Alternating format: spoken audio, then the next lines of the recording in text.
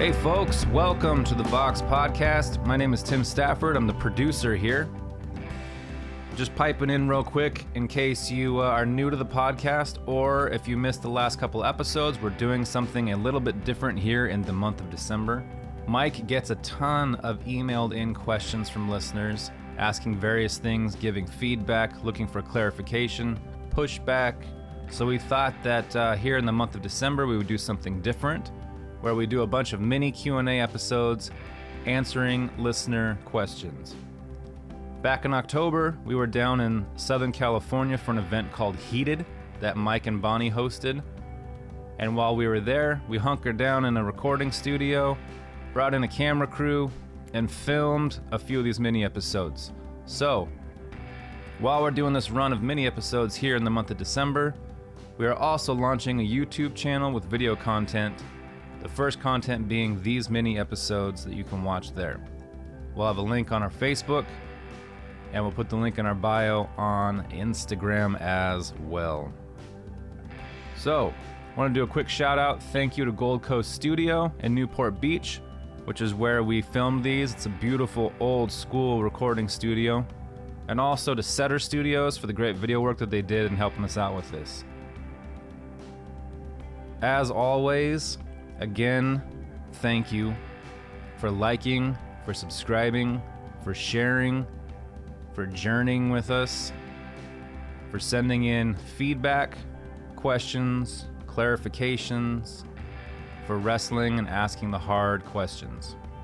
We love it. We hope you love it. We cherish this community. Merry Christmas, everybody. Here we go.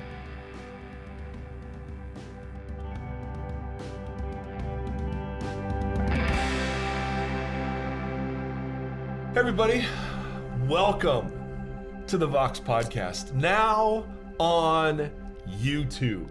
That's so right. It's not just enough. You asked, hear. we answered. Yes, well, did they ask? I don't know. But you know, We here did we it are. anyway. Here we are. So for those of you listening, we are in the same room, which never happens. We're recording a bunch of mini episodes together because it's just so fun to be in the same room. And if you're watching, then you know that we are in the same room. Mm-hmm. And you know that Tim is such a man. Like, I just look at him and I'm like, because you had this, you had this promo shot for a show you were doing, and I'm like, who's that guy? It was. I was like, who's that person on That Tim's guy is Instagram? so freaking handsome. And it was like, Short hair. And now I see it. Now I see Long it. hair, don't care. Yeah, well, anyway, we're wearing makeup. We're married? Tim and I and Bonnie are wearing makeup for the true. YouTube audience. So hey, this is what we do. These are the lengths we will go. We're at Gold Pacific Studios on PCH in Newport Beach. And so anyway, we've got some more questions. Again, as always, please like, rate, subscribe. Please share the podcast if you benefit from them. Would you share them on social media? That again is super helpful to us. So Bonnie, take it away. Okay, this actually, first one is not a question, just some feedback. Okay, good. Okay, this is only addressed to Mike, so we're off the hook. I'm gonna go get a sandwich. Oh, Exactly. jeez. After listening to the last two episodes on your outrage about gun violence and the discussion of Paul and politics, I would highly recommend. Okay, so this is a while back. Yes. Okay. Yes. Taking some time to have solid Christian thinkers on the other side of political issues. Okay. That give them some time on your podcast to strongman the positions that you have over and over again. I do not think you and Tim Gombis were far off in your interpretations of Paul, but your critiques of the, quote, conservative people for strong immigration laws and about the wall were so distorted from the genuine positions people hold, it sounds based off a Fox News soundbite. Please have some real conservative and libertarian voices on to better understand how they see their positions as care for the poor and in line with the teachings of Christ. Good. Then at least you'll be raising the bar on the conversation beyond straw men, where your listeners can really make a decision for themselves how God is leading them, rather than telling them, quote, no Christian can think like that. Right. This is the same kind of political rhetoric you critique from the 1970s at the beginning of the episode. with Tim. Oh, man. So you are in it. From Ryan. I Well, think that's that's probably Tim Gambus. Gambus. That's Oh, Gambus. yeah, you're I right. appreciate the shout out. But Well, as Stafford and I were talking about 1970s Yeah, political. oh, okay. No, As we do. Okay, so who's this from? That was from Ryan. This from Ryan? No, that was. Oh, that was from Ryan. Okay, Yeah. so Ryan, first of all, thank you. Like we said in one of the earlier mini episodes, I mean, I'm so grateful for the critique. Who would you recommend? Yeah. I'd absolutely love to hear. And again, I please hear this. I don't care if you're a Christian and you love Donald Trump. I don't care if you're a Christian and you think building a wall is the answer. Where I get so upset is when Trump gets baptized as the Christian candidate, or is the right moral choice for evangelicals. That's where I get off. That's where I get off the boat. It's one of those things where, hello, Tim, I was looking at you and you couldn't keep it together. sorry. And so this is a point we've made I'm over the and over and only adult over here. on the podcast. You're absolutely right. I'm not here to debate whether or not the wall is the best way to handle immigration reform or not. Right. What I want to handle is, as Christians, we care about the Imago Dei in people. Yeah. We care about, the Bible is littered with care for the immigrant, the widow, the foreigner, the orphan. And so we can argue about how best we care for that. And if you want to argue the wall represents a Christian position, great. I'm not even interested in that argument. What I'm interested in is the amount of evangelical support that Donald Trump gets in light of who he's turned out to be personally, but secondly, with some of his policies. Mm-hmm. I would feel the same way if we all baptized Obama as the Christian candidate. It's not the specific candidate that matters, it's the baptizing of one or the other as the evangelical choice. Like that's the part where I just absolutely want to throw a fit. But if you've got folks that you think would be really great for the show, I'd absolutely love to hear them and see if they'd be a good fit. Absolutely. We just don't want to get into, and I hope I haven't, specific policy recommendations of whether or not they're Christian. Again, to me, it's when Christians wed themselves to either political party. Right now, the political party that's in power is the Republican Party, and evangelical support of our current president is mentioned by the press as a very important feature of his standing. I think that needs critiqued. Not because those people don't love Jesus or not because those people don't love immigrants, but simply because evangelicals now in public imagination have been wed to a certain kind of republicanism. And I just want to say, no, there are actually other versions of evangelicalism out there. Yeah, it's fair. You're fair. Thank you. Okay, that was Okay. feedback, but That's great. feedback. So anyway, the upshot is if you have somebody that you think would be great Yeah. on a Send 'em in. podcast, right? Not just somebody who's conservative, but somebody who would be great as a podcast partner or Right. participant. I'd love, if you want to get Ben Shapiro, bring it. Do it. Candace, my wife likes Candace, what's her name? Owens? I don't know. I'm not Candace person. Bergen. Candace Parker? Murphy Brown. Okay, next. Okay, gone off the rails. Okay, hi. Hi. Hi. As a dedicated Panhead and fans of Skillet are proudly known. I obviously have no idea what A is Panhead. happening. Oh, that's funny. I didn't know where that Okay, was so going. Skillet. Remember, we had a Skillet reference, right? A couple. It was the Marty Sampson. Yeah, the deconstruction thing. Oh, yeah, of yes, course, 'cause yes, Andy yes. was on. Yes, Bringing yes, the yes, yes, yes. skillet. So Panhead, Yes, I'm okay. sorry. I'm so I sorry. know that was out of context for me. I need to first mourn your lack of knowledge and lampooning of one of the best rock bands on the planet. I don't know if there was lampooning. That's, you know what? Don't shoot the messenger. That's what they said. Okay. Seriously, they are really good, and they have been for 20 years. Let me just say this. This is not lampooning. If Jesus were to Here it is. Yeah. lead, That'd be good. like, why? I guess I haven't heard them. So are they rock? I don't know. Because You are not looking at the right Panhead. So on person. Panhead, maybe that's like metal something. I don't know. I mean, it's a, Bless them. it's a Skillet, direct go. Skillet reference. I don't know. I just feel like That's just a great name for a band. Skillet. Skillet. It's like Yeah. supper. Like just there, you know? It's like bread. Yeah. Okay. Yeah. Anyways, on Meatloaf. to my question. On this episode, Mike gave the example of how Jesus deconstructed the Jewish religion and how you see that as an example of what is possibly happening today. True. My question is, what gives you the right to challenge or deconstruct the past 1,500 years of understanding of how we read or relate to Scripture? Ooh. I acknowledge Jesus' authority to do this, but why you and why now? Ooh. Why suddenly must we challenge and usually find wanting the traditional understanding and teachings by traditional? I am not talking about the last 70 years of the evangelical industrial complex, as Sky puts it, but rather traditional orthodoxy. No. Well, then I've done a horrible job communicating, because what we're critiquing is the last 70 years of the evangelical machine. It's not, again, I am as center can be in terms of like Nicene Creed and all. I can check the boxes. That's fine. It bums me out that that's still so important, but I don't have any authority whatsoever to critique the authoritative traditions that are handed down, except that the Bible's full of people who did that. The Bible encourages it. Jesus did it. The Reformation happened.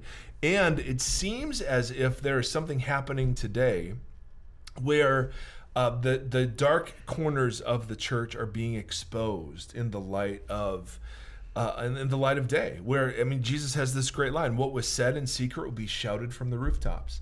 Now, obviously, he meant something completely different by that.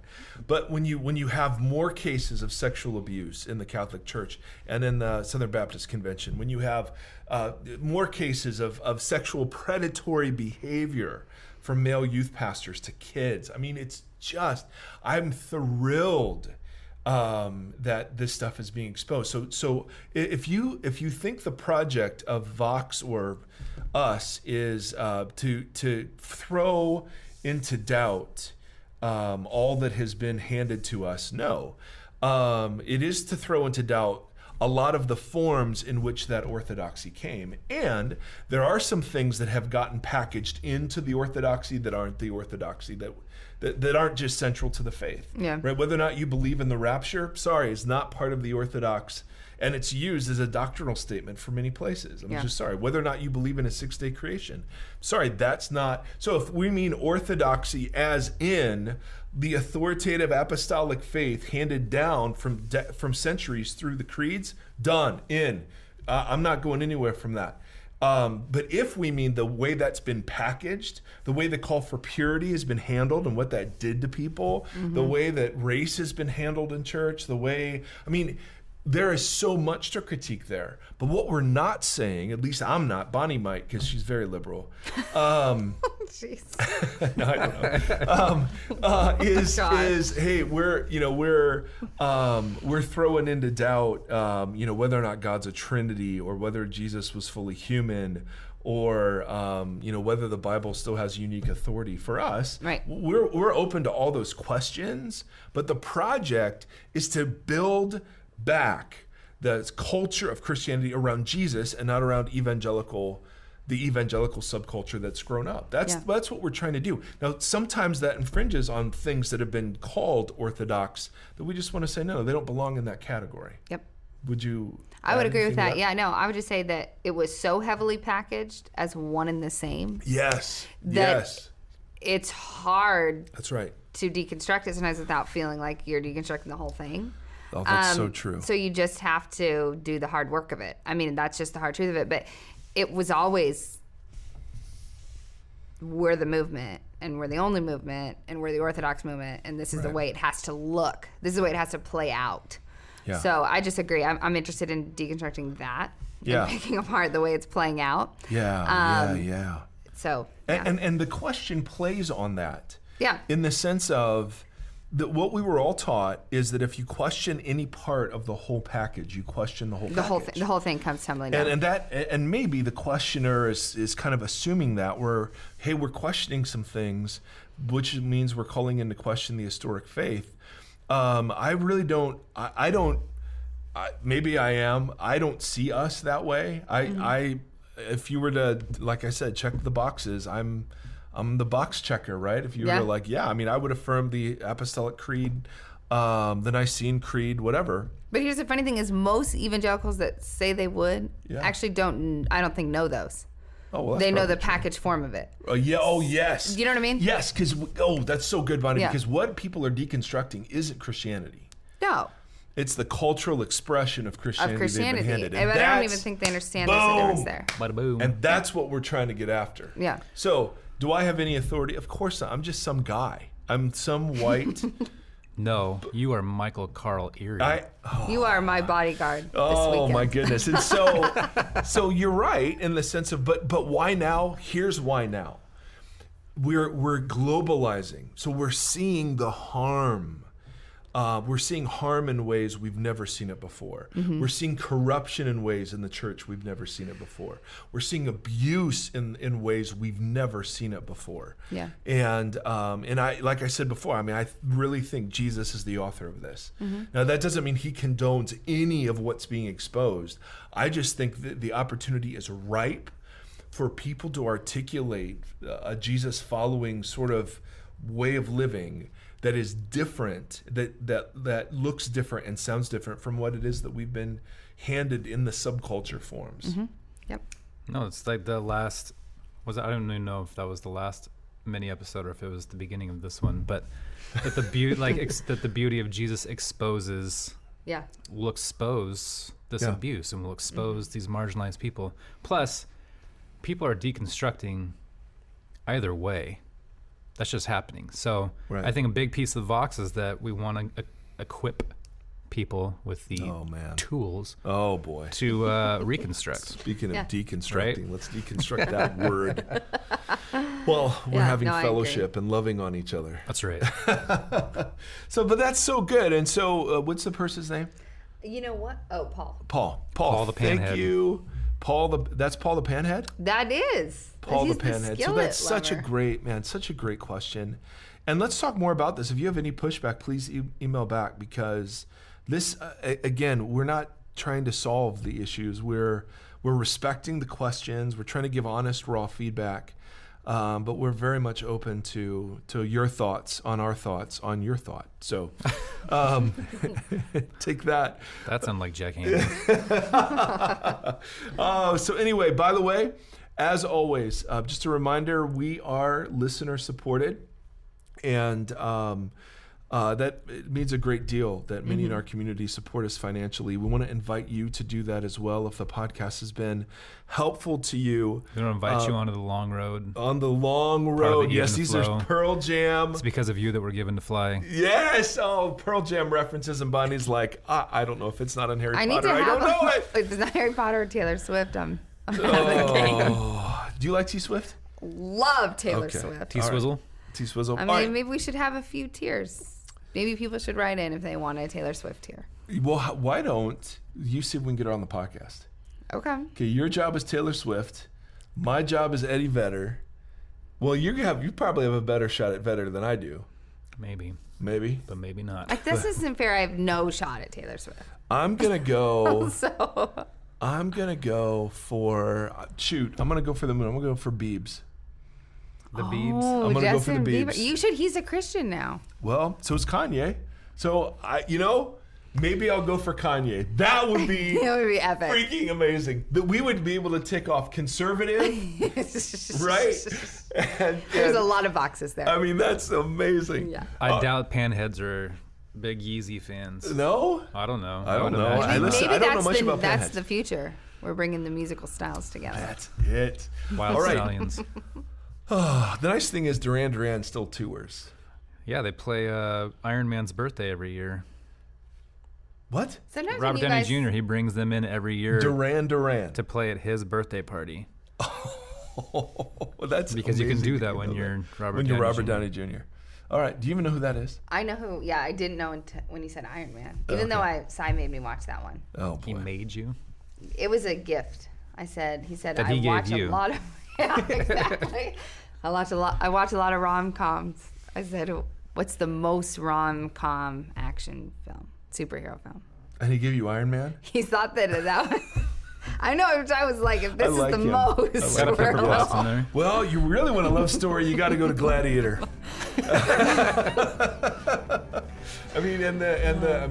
Seriously, the Adam and Eve, really a Matrix. Let's just go right there. All right. Anyway, friends, thank you so much. YouTube audience, hello and goodbye. Tim. Welcome in. Yes. Anyway, till next time, friends. Thank you so much.